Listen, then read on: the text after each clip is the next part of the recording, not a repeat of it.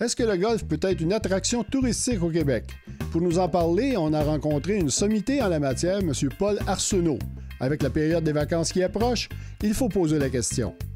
C'est une bonne question. Le golf touristique au Québec se porte bien pour la clientèle traditionnelle qui est déjà là, principalement composée de baby boomers qui se reconnaissent, qui trouvent un bon produit, bonne qualité, il n'y a pas de problème.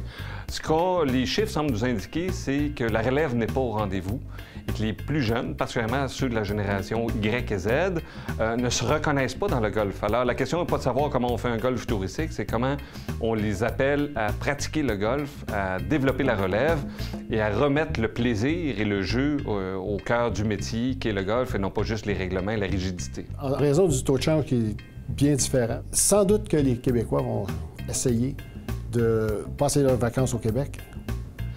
Le taux de change, c'est une question infinie. C'est sûr qu'on a vu dans les dernières années passer presque de la parité. Et là, on est à peu près à 72 sous. Il y a évidemment des impacts. Le premier impact, et c'est pas celui qu'on souhaiterait, c'est-à-dire que les gens vont rationaliser leurs dépenses, mais continuer à aller à l'extérieur. Donc, on pense que ça retiendrait les Québécois au Québec. Ce n'est pas le cas. Je le dis, il y a un argument qui est quand même intéressant pour leur dire vous en aurez plus pour votre argent si vous restez ici. Et il y a une sensibilité des régions touristiques à cet égard-là. Mais il y a également pour les Américains un argument qu'on a déjà utilisé voilà 10 ans, qui revient à la mode, donc celui d'un rapport qualité-prix nettement plus avantageux que ce qu'on a connu dans les 5 dernières années. Et ça, c'est un avantage pour le golf. La qualité de produit qu'on peut avoir à l'île du Prince-Édouard, en Ontario, Colombie-Britannique ou en Nouvelle-Écosse, est-ce que le Québec a un produit comparable à ça? Je pense que le produit est comparable. Il est peut-être moins bien perçu comme étant comparable. Il est peut-être plus diffus. L'offre est plus grande ici, mais l'offre de qualité, dans le tiers de meilleure qualité, je pense qu'il est tout à fait comparable. On n'a pas à être gêné ou inquiet par rapport à la compétition.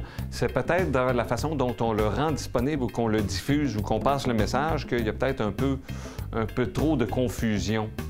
Et je pense qu'il y a un travail de resserrement, je dirais, dans la qualité, dans la présentation de la qualité qui devrait être fait, qu'on a peut-être pris trop pour acquis ces dernières années. Donc, tout ce qui est le sud de l'Amérique du Nord offre un potentiel parce qu'effectivement, on est capable de jouer dans un climat tempéré. Donc, c'est pas glaciaire, mais même s'il fait chaud, c'est beaucoup moins humide, c'est beaucoup moins pollué, toute cette question-là.